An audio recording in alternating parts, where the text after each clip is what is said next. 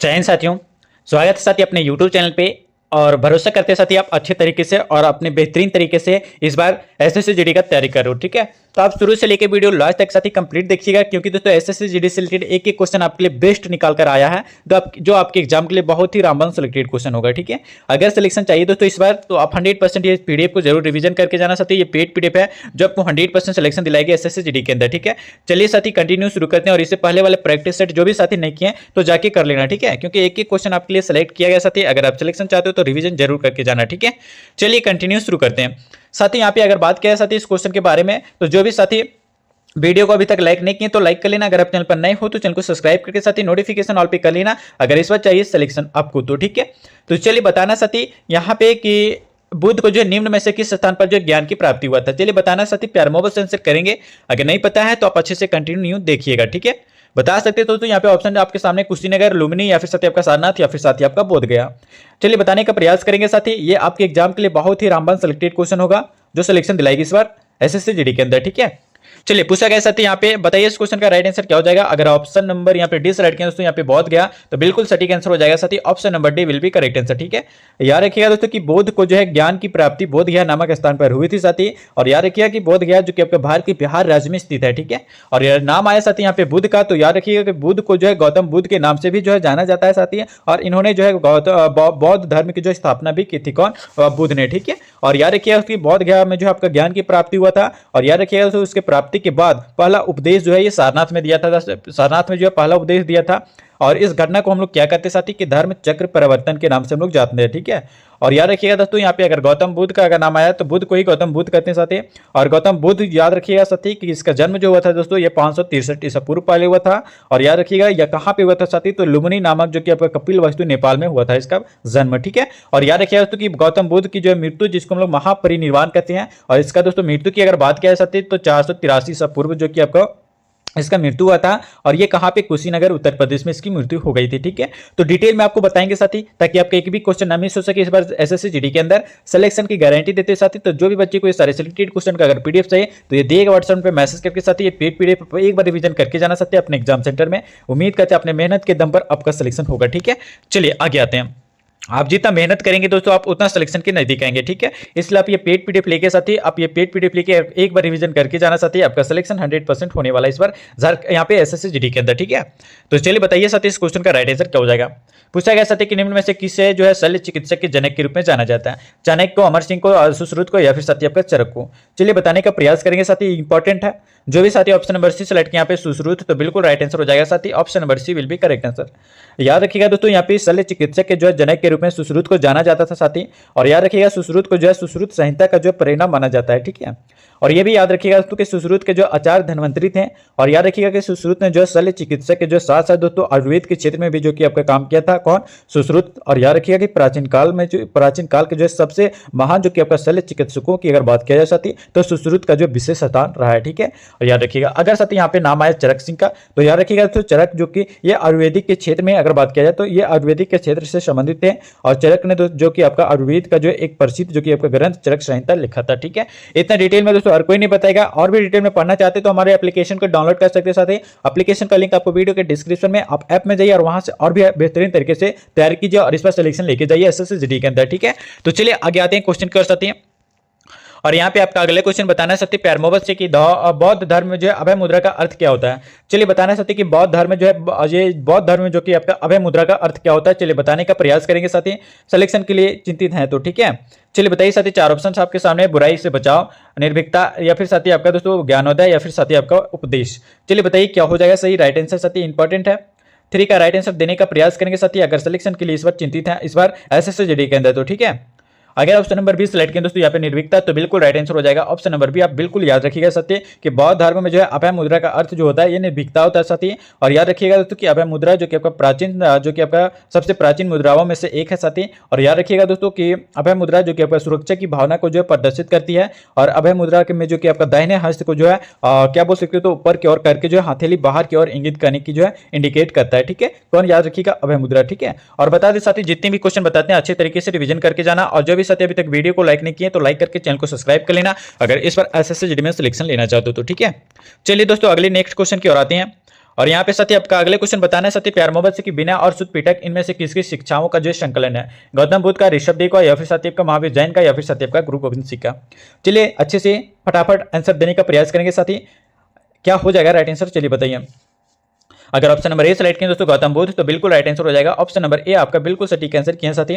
बता दें दोस्तों कि विनय और आपका शुद्ध पिटक गौतम बुद्ध की जो शिक्षाओं का संकलन है साथी। और याद रखिएगा कि त्रिपिटक जो कि आपका बौद्ध धर्म का जो पवित्र ग्रंथ है, और याद रखिएगा दोस्तों कि त्रिपिटक की भाषा पाली है। और ये भी याद रखिएगा कि गौतम बुद्ध की अगर बात किया जाए त्रिपिटक के बारे में, तो शुद्ध पिटक, विनय पिटक और अभिधम पिटक, ये तीनों पिटक जो है ये आपका क्या है साथी, गौतम बुद्ध के त्रिपिटक हैं। ठीक है, आप याद रखिएगा। चलिए क्वेश्चन की ओर आते हैं दोस्तों, नेक्स्ट क्वेश्चन।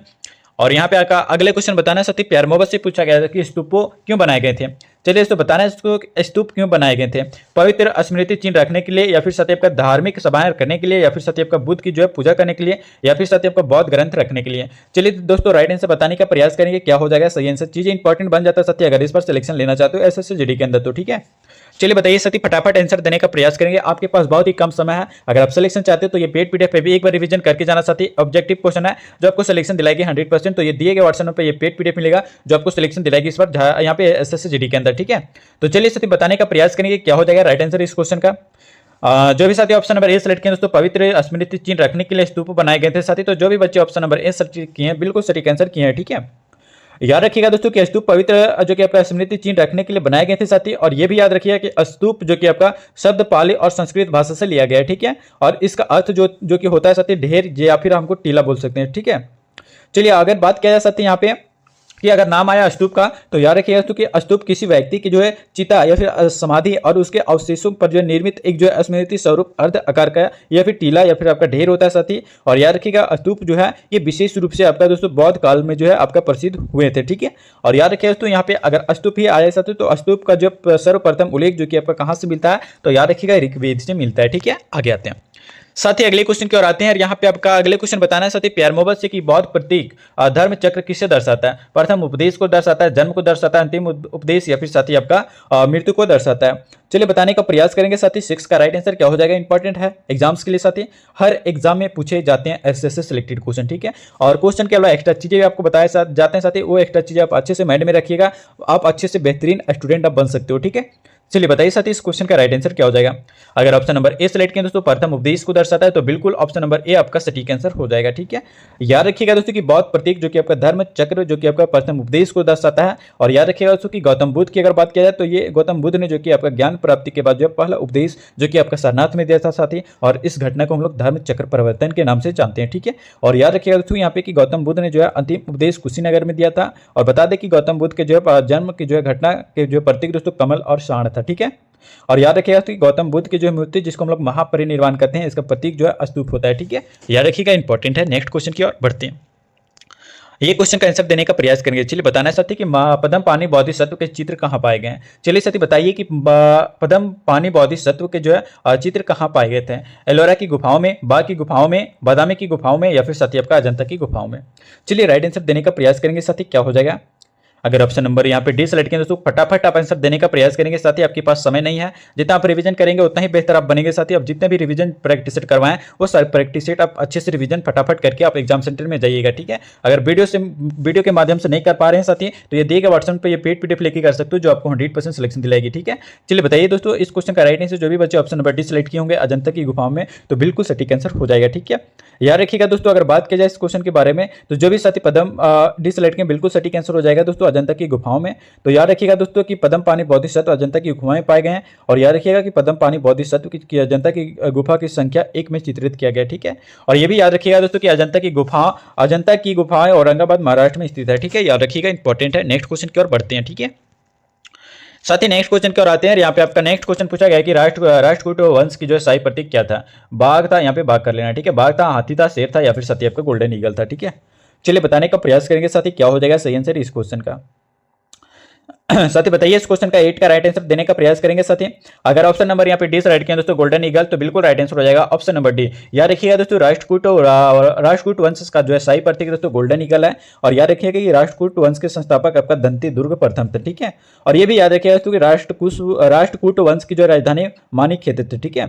और ये भी पॉइंट याद रखिएगा साथी, एक पॉइंट की जो कि आपका एलोरा में जो कि आपका गुफा मंदिर का निर्माण राष्ट्रकूट वंश के जो है शासनकाल में हुआ था, ठीक है। आप इतना सारे राष्ट्रकूट वंश से डिटेल आप रखेंगे तो आपका एक भी क्वेश्चन नहीं छूटेगा साथी, ये मेरी गारंटी है 100% की, ठीक है। जब आप जितने भी क्वेश्चन बताते हैं उसका आप फुल रिवीजन करके जरूर जाना एग्जाम सेंटर पर, ठीक है।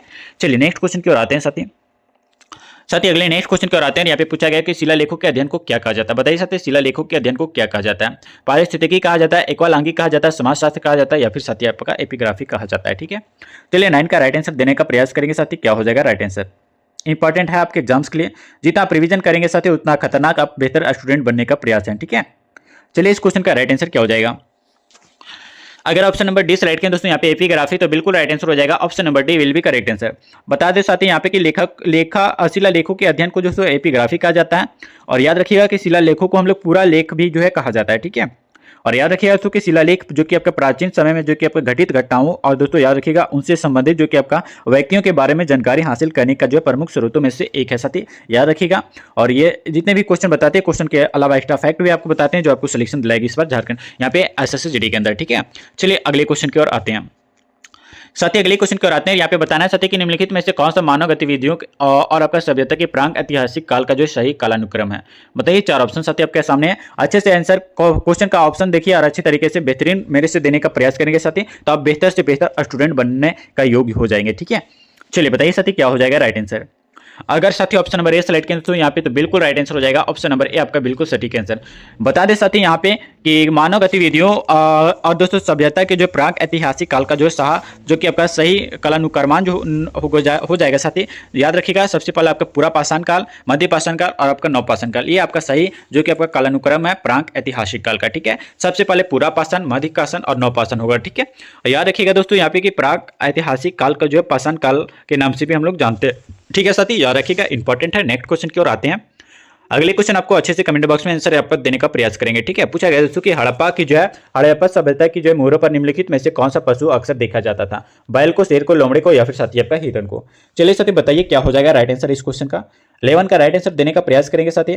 जो भी बच्चे ऑप्शन नंबर ए सेलेक्ट करेंगे दोस्तों बैल, तो बिल्कुल राइट आंसर हो जाएगा option number A will be correct answer. याद रखिएगा दोस्तों यहाँ पे हड़प्पा सभ्यता की मोहरों पर जो है बैल पशु अक्सर देखा जाता था साथी। और याद रखिएगा दोस्तों यहाँ पे कि हड़प्पा सभ्यता की जो है मोहरों पर जो बैल के अतिरिक्त बाघ, गैंडा और साथी क्या बोल सकते हैं उसको, हाथी, बकरी और हिरन और भेड़ आदि पशुओं का जो है चित्र वहां पे देखे जाते थे, ठीक है साथी, याद रखिएगा। और याद रखिएगा तो कि हड़प्पा सभ्यता की जो मोहरों पर जो है मोहरों का आकार जो है ये त्रिभुजाकार होगा साथी, और गोलाकार जिसको हम लोग वृत्ताकार कहते हैं साथी, और आयताकार, और दोस्तों याद रखिएगा किस तरीके से एक दोस्तों आपका वर्गाकार। यह याद रखिएगा तो इस तरीके से आपको दोस्तों यहाँ पे उसका चित्र देखने को मिल जाता है, ठीक है, आकार। चलिए साथी अगले नेक्स्ट क्वेश्चन की ओर आते हैं। अगला क्वेश्चन दोस्तों यहाँ पे आपको पूछा गया बताना कि भारतीय नेपोलियन निम्नलिखित में से किसको कहा जाता है। स्कंदगुप्त को कहा जाता है, चंद्रगुप्त द्वितीय को कहा जाता है, समुद्रगुप्त को कहा जाता है, या फिर सत्यपाल पुलकेशिन द्वितीय को कहा जाता है। चलिए बताइए साथी, जो भी साथी अभी तक वीडियो को लाइक नहीं की तो लाइक कर लेना। अगर आप चैनल पर नए हो तो चैनल को सब्सक्राइब करके साथी नोटिफिकेशन ऑल पे कर लेना, ताकि आने वाला SSC GD से रिलेटेड ऐसे ही सिलेक्टेड क्वेश्चन आपको टाइम टू टाइम मिलती रहेगी। और साथी ये सिलेक्शन बेस का सिलेक्टेड क्वेश्चन है जो आपको 100% सिलेक्शन दिलाएगी। बस ये पेड PDF जरूर ले लेना साथी, ये पेड PDF जो दिए गए व्हाट्सएप मिलेगा जो आपको सिलेक्शन दिलाएगी इस बार SSC GD के अंदर, ठीक है। और भी डिटेल में पढ़ना चाहते तो साथ ही हमारे एप्लीकेशन को डाउनलोड कर सकते हो। एप्लीकेशन का लिंक आपको वीडियो के डिस्क्रिप्शन में दिया गया है, ठीक है। चलिए बताइए इस क्वेश्चन का राइट आंसर क्या हो जाएगा साथी। 12 का राइट आंसर देने का प्रयास करेंगे। अगर ऑप्शन नंबर यहाँ पे सेलेक्ट करें दोस्तों समुद्रगुप्त, तो बिल्कुल राइट आंसर हो जाएगा option number C will be correct answer. याद रखिएगा दोस्तों यहाँ पे कि समुद्रगुप्त को जो है भारत के नेपोलियन के नाम से जाना जाता है साथी। और याद रखिएगा कि समुद्रगुप्त जो कि आपका भारत के सबसे महान शासकों में से एक थे। और याद रखिएगा कि समुद्रगुप्त जो कि आपका समुद्रगुप्त चंद्रगुप्त के प्रथम जो कि आपका उत्तराधिकारी भी थे, ठीक है। और याद रखिएगा तो यहाँ पे कि समुद्रगुप्त के शासन काल को जो है हम लोग सांस्कृतिक और दोस्तों आपका राजनीतिक दृष्टि से आपका गुप्त वंश के जो साम्राज्य का जो उत्कृष्ट काल जो है माना जाता है, ठीक है। और ये भी याद रखिएगा दोस्तों कि समुद्रगुप्त के जो है साम्राज्य की राजधानी पाटलिपुत्र थी। और याद रखिएगा कि समुद्रगुप्त ने जो है अपने साम्राज्य विस्तार के लिए जो है दोहरी नीति अपनाई थी, ठीक है। और ये भी याद रखिएगा तो कि यहाँ पे समुद्रगुप्त को जो है भारत के नेपोलियन की जो संज्ञा प्रसिद्ध इतिहासकार विंसेंट आर्थर स्मिथ, और याद रखिएगा तो विंसेंट आर्थर स्मिथ द्वारा जो है दी गई थी। ठीक है, याद रखें। अंदर डिटेल में दोस्तों हर कोई नहीं बताएगा। अगर आप सिलेक्शन चाहते हो तो आप ये चैनल को जरूर फॉलो करेंगे। ठीक है, चैनल को सब्सक्राइब नहीं किया तो चैनल को सब्सक्राइब कर लेना साथी, क्योंकि प्रैक्टिस सेट आपको 100% सिलेक्शन वाली करवाया जाता है। इस बार अच्छे से कर लेना, जितने भी प्रैक्टिस सेट करवाएं इससे पहले आप अच्छे से करके जाना। ठीक है, चलिए पूछा गया साथी कि पल्लव राजवंश का संस्थापक कौन था। चलिए बताना कि श्री विष्णु, कृष्णा, नंदीवर्मन या फिर साथी आपका महेंद्र वर्मन। चलिए बताइए साथी कि पल्लव राजवंश का संस्थापक कौन था। बताने का प्रयास करेंगे साथी, सिलेक्शन दिलाएंगे 100% आपको एसएससी जीडी के अंदर। ठीक है, 13 का राइट आंसर देने का प्रयास करेंगे साथी। जो भी साथी ऑप्शन नंबर यहाँ पे ए सेलेक्ट करेंगे दोस्तों, सी विष्णु, तो बिल्कुल राइट आंसर हो जाएगा ऑप्शन नंबर ए आपका सटीक आंसर। ठीक है, याद रखिएगा तो कि पल्लव राजवंश का संस्थापक सी विष्णु था। और याद रखिएगा कि पल्लव राजवंश जो कि आपका दक्षिण भारत का एक प्रसिद्ध राजवंश था साथी। और ये भी याद रखिएगा कि पल्लव राजवंश की राजधानी कांचीपुरम थी। और याद रखिएगा अगर बात किया जाती नंदी वर्मन के बारे में और महेंद्र वर्मन के बारे में, तो बता दें साथी कि नंदी वर्मन और आपका महेंद्र वर्मन जो कि आपका पल्लव राजवंश के प्रमुख शासक थे। ठीक है, सी विष्णु की अगर बात किया जाती तो सी विष्णु को जो है अवनी देशी के नाम से भी जो है जाना जाता था। ठीक है, याद रखिएगा, इंपॉर्टेंट है। नेक्स्ट क्वेश्चन की ओर आते हैं। अगले क्वेश्चन की ओर आते हैं सत्य। यहाँ पे आपका अगले क्वेश्चन बताना है कि निम्नलिखित धामों में से किस धर्म से जो कि आपका दिलवाड़ा मंदिर जो है प्रसिद्ध संबंधित है। ठीक है, ईसाई धर्म से, बुद्ध धर्म से, जैन धर्म से या फिर साथी आपका हिंदू धर्म से। चलिए बताइए क्या, फटाफट आप आंसर देने का प्रयास करेंगे साथी। सिलेक्शन के लिए अगर आप चिंतित हैं तो आप ये क्वेश्चन आप इजीली बता सकते हो। ठीक है, क्योंकि आपका तरीका और आपका अच्छे तरीके से रिवीजन कर लिए होंगे। अगर नहीं भी किए तो आप अच्छे से ये पेड पीडीएफ लेके साथी आप अच्छे से रिवीजन करके आप एक बार जो तो ये पीडीएफ पढ़ के जाइए, गारंटी के साथ बताते हैं आपका सिलेक्शन होगा। ठीक है, चलिए बताना है इस क्वेश्चन का राइट आंसर साथी 14 का। जो भी साथी ऑप्शन नंबर सी सेलेक्ट करें दोस्तों, यहाँ पे जैन धर्म से संबंधित है दिलवाड़ा मंदिर, तो बिल्कुल ऑप्शन नंबर आपका सी सटीक आंसर हो जाएगा। याद रखिएगा दोस्तों यहाँ पे दिलवाड़ा मंदिर जो कि आपका जैन धर्म से संबंधित है साथी। और बता दें कि दिलवाड़ा मंदिर जो कि आपका राजस्थान राज्य के जो है सिहोरी जनपद के जो है माउंट आबू पर स्थित है। ठीक है, ये भी याद रखिएगा उसकी दिलवाड़ा मंदिर जो कि आपका 5 मंदिरों का एक समूह है साथी। और दिलवाड़ा मंदिर का निर्माण 11वीं से आपका 13वीं शताब्दी के मध्य में इसका निर्माण हुआ था। और याद रखिएगा उसकी दिलवाड़ा मंदिर का निर्माण जो कि आपका चालुक्य राजवंश के जो है शासनकाल में हुआ था। ठीक है, इतना डिटेल आपको बता रहे हैं, आपका एक भी क्वेश्चन मिस नहीं होना चाहिए साथी, ये मेरी गारंटी है। ठीक है, चलिए बताना है साथी कि निम्नलिखित में से कौन जो कि आपका बुद्ध के जो सिद्धांतों से संबंधित है। विनय पिटक, अभिधम पिटक, अशुद्ध पिटक या फिर साथी आपका कौन सा हो जाएगा, दिव्य वेदांत। ठीक है, चलिए बताने का प्रयास करेंगे साथी क्या हो जाएगा राइट आंसर इस क्वेश्चन का। 15 का राइट आंसर देने का प्रयास करेंगे साथी, क्या हो जाएगा। अगर ऑप्शन नंबर बी सेलेक्ट करें दोस्तों अभिधम पिटक, तो बिल्कुल राइट आंसर हो जाएगा option number B will be correct answer. ठीक है, याद रखिएगा दोस्तों यहाँ पे क्या अभिधम पिटक जो कि आपका बुद्ध के सिद्धांतों से संबंधित है साथी। और याद रखिएगा कि अभिधम पिटक जो कि आपका बुद्ध के त्रिपिटक में से एक है। और अभिधम पिटक बुद्ध के जो सिद्धांतों का जो एक व्यापक रूपी जो कि आपका विद्याता पूर्ण सारांश का और सारांश और दोस्तों आपका विश्लेषण है। ठीक है, ये दोस्तों थेरवाद बौद्ध धर्म का जो है अभी अंग है। ठीक है, याद रखिएगा, इंपॉर्टेंट है। नेक्स्ट क्वेश्चन की ओर आते हैं। अगले क्वेश्चन की ओर आते हैं सत्य। और यहाँ पे आपका अगले क्वेश्चन बताना है सत्य कि सिंधु घाटी सभ्यता का जो है सबसे पहला खोजा गया स्थल कौन सा है। लोथल, कालीबंगन, मोहनजोदड़ो या फिर सत्य आपका हड़प्पा। चलिए बताइए सत्य क्या हो जाएगा राइट आंसर इस क्वेश्चन का। इंपॉर्टेंट है ये दोस्तों, आपके किन्हीं ना किन्हीं एग्जाम में पूछा गया क्वेश्चन है। सेम एज इट इज ऐसा ही क्वेश्चन आपको एग्जाम में देखने को मिल जाएगा। ठीक है, अगर ऑप्शन नंबर डी सेलेक्ट किया है तो बिल्कुल सटीक आंसर हो जाएगा ऑप्शन नंबर डी हड़प्पा, बिल्कुल सटीक आंसर है साथी। बता दें कि सिंधु घाटी सभ्यता का सबसे पहला जो कि आपका खोजा गया स्थल हड़प्पा है साथी। और बता दें यहाँ पे कि दोस्तों हड़प्पा स्थल की खोज दोस्तों वर्ष 1921 में, हड़प्पा स्थल की खोज दोस्तों वर्ष 1921 में जो कि राय बहादुर दयाराम साहनी ने जो है की थी। ठीक है साथी, और ये भी पॉइंट याद रखिएगा दोस्तों कि हड़प्पा जो कि आपका स्थल जो कि आपका रावी नदी के तट पर स्थित है साथी। और याद रखिएगा दोस्तों हड़प्पा जो है कहाँ पे साथी, तो रावी नदी के तट पर स्थित है। अगर बात किया जाए साथी मोहनजोदड़ो के बारे में, तो याद रखिएगा मोहनजोदड़ो इसका शाब्दिक अर्थ आपका मृतकों का टीला होता है साथी। और इसकी स्थल की खोज दोस्तों वर्ष 1922 में, इसकी मोहनजोदड़ो की खोज दोस्तों वर्ष 1922 में हुआ था।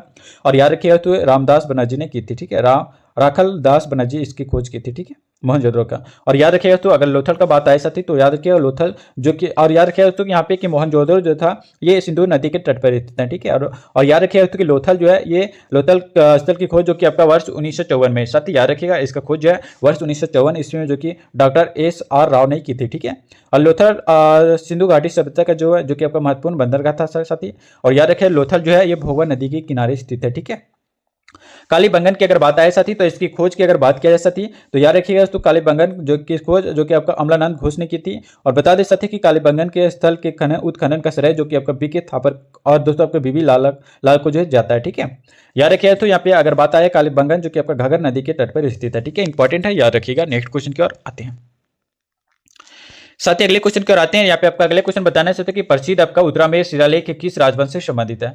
प्रसिद्ध आपका उत्तरामेल शिलालेख किस राजवंश से संबंधित है, पांड्य, चोल, पल्लव या फिर साथी आपका चालुक्य।